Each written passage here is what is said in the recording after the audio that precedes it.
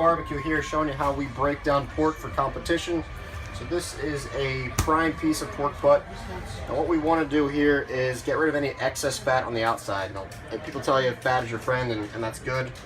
It does give you flavor, but this excess fat won't render down. So what we want to do is take off any pieces that we know aren't going to break down your seasoning, and your rub won't get through it. So you might as well get rid of it.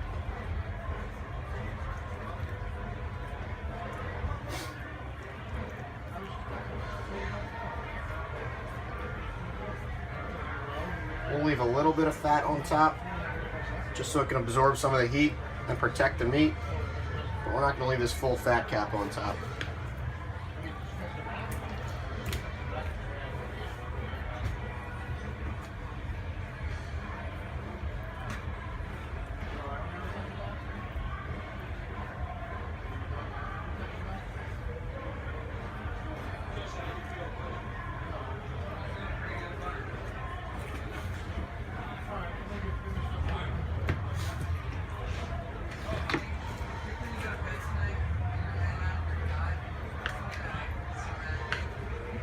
Once you get as much fat off the top as you can, flip it over, do the same thing on the bottom here.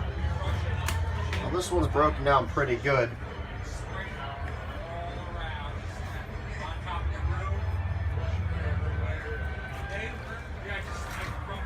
Alright, so what we want to do here is identify the money muscle, which runs on the opposite end of the bone, right about here. Now the meat's going to tell you where it wants to go. There's a fat cap running down between the money muscle and the rest of the shoulder. So what we're going to do is try to separate as best we can so we can rub all around it and hopefully get a nice piece of money muscle for the turn-in.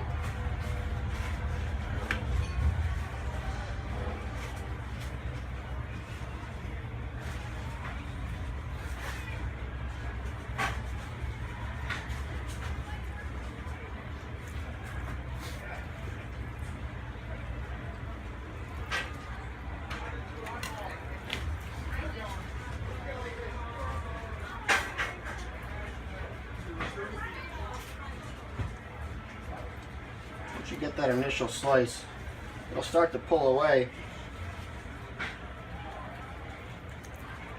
and you'll see where it wants to go.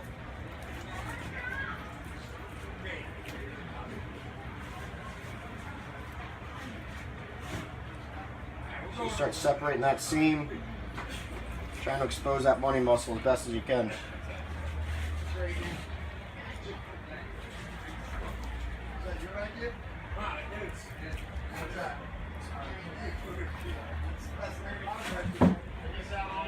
Facebook, Instagram, and start selling t-shirts and all that.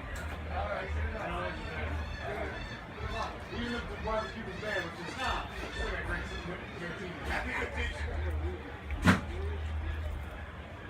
you can't sell shirts. You have to wear XL shirts.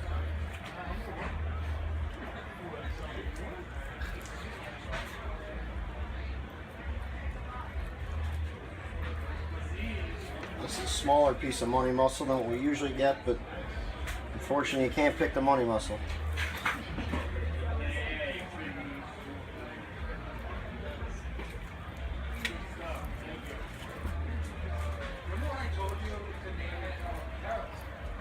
It's a good bit of exposure. We'll be able to get some rub over here and hopefully get a few slices from this middle piece to turn in. Fortunately for us, we have two pieces of pork butt, because we're not going to get much from this money muscle, but that's how you separate it. Basically, you look for that eye on the opposite side of the bone and just try to separate as best as you can. So for turning, we're going to give this a good rub, throw it on the smoker.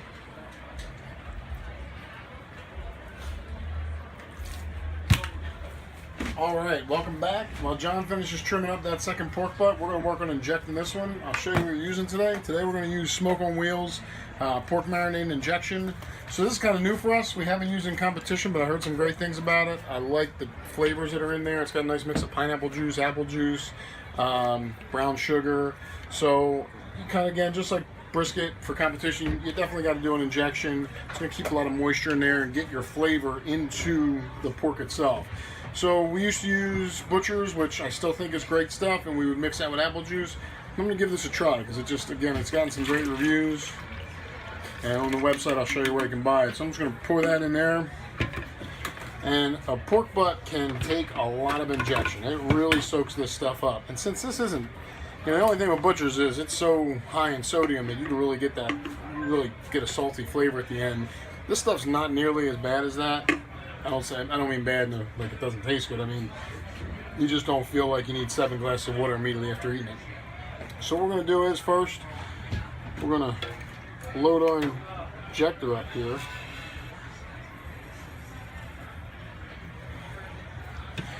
First thing I like to do is start on this side. This is our not very good looking money muscle.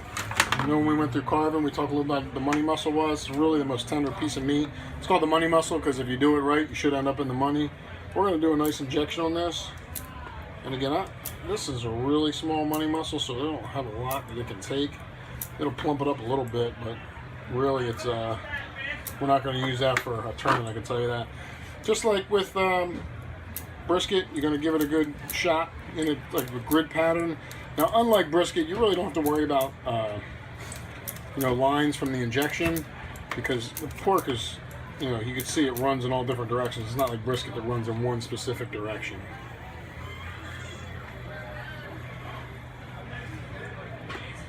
So we just want to, like I said, you can really get a lot in here.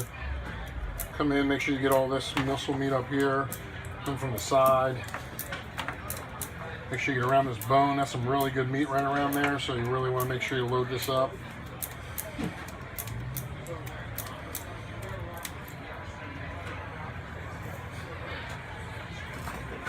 And people have different ways to inject. Some people like to go in and kind of make a pocket and shoot some in there. I personally like to go in and kind of pull back because I hit it with about 2 shots of this. And you can actually just feel the muscle plump up while you're doing this.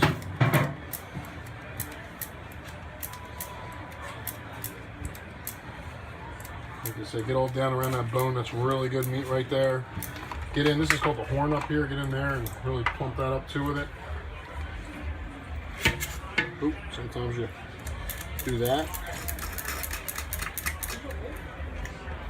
We're going to let this settle in for a while, and then we're going to go ahead and give a rub. I'll show you what rub we're going to use here for competition.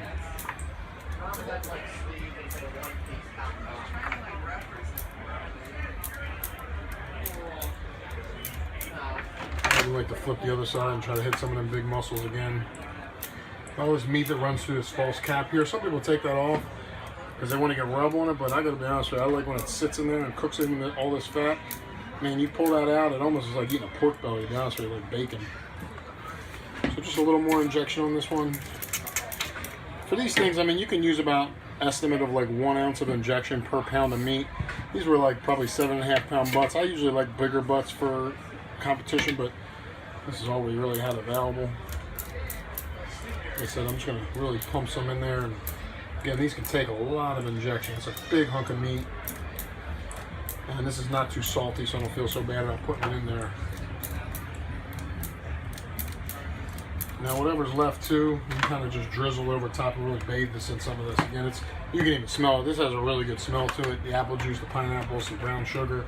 And then we're going to rub it down. So we'll be right back. All right, so we're going to rub these pork butts down now that they've been injected. It's sitting up here for a little while just to let it all kind of soak in and really just kind of let it all drip off. Today we're going to use Dizzy Pig's Raging River Rub. It says for poultry, pork, and salmon. It's good on any of them. This is really good stuff. This is what they recommend for the pork competition pork butts. Now, none of their seasonings are very salty, so you do need to put a little kosher salt on the outside. With brisket, we use the Killer Hogs AP rub because I like that garlic and the pepper flavor, but this really gives you all the flavor you need for the butts. You just want to add a little salt to it, so it doesn't hurt to put just a layer over everything. Don't be shy with it. I mean, it's kosher salt. It's going to give it some really nice flavor. It's going to bring a lot of color up in it. So make sure you get all the point up, the horn up here. Make sure you get all down in these crevices too.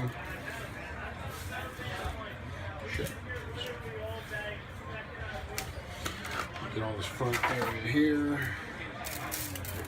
Like I said, you don't have to be shy with it. It's Just going to give it a nice coating.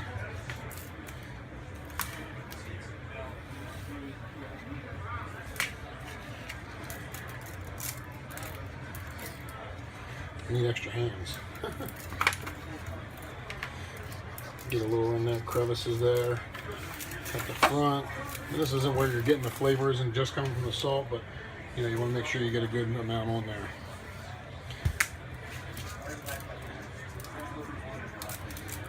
Okay, so now we're going to come back, clean that off my hand real quick. So now we're going to come back and we're going to hit the rub on there. I don't usually use this side because just not enough comes out, so I just be really careful using the other side. And I'll usually start on the fat end because it's the end pointing down. You're not going to see too much of the rub getting through here anyway, but I'm just going to give it a real nice coating of this. You can see this rub's got some really nice texture to it. It's got a good color. It's got a really good smell. You just smell that. I use that Tamara sugar in this, and like I said, it just has a really good smell to it. Getting all these little folds. You can be generous with this stuff. You can work it in a little bit. Get all in here.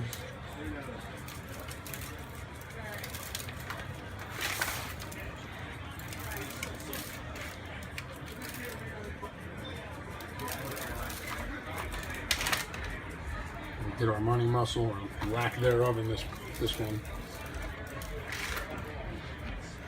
Don't forget to get in these little folds. And you want to get up front here. This is just all going to give it a really nice crust. Right before I throw this on, I might just douse it a little bit more to make sure I've really covered it up well with this stuff. Again, you can find this on our website. We've used it many times. We used it in competition. We got a call. I tried something different. We didn't get a call, so it's time to go back to it.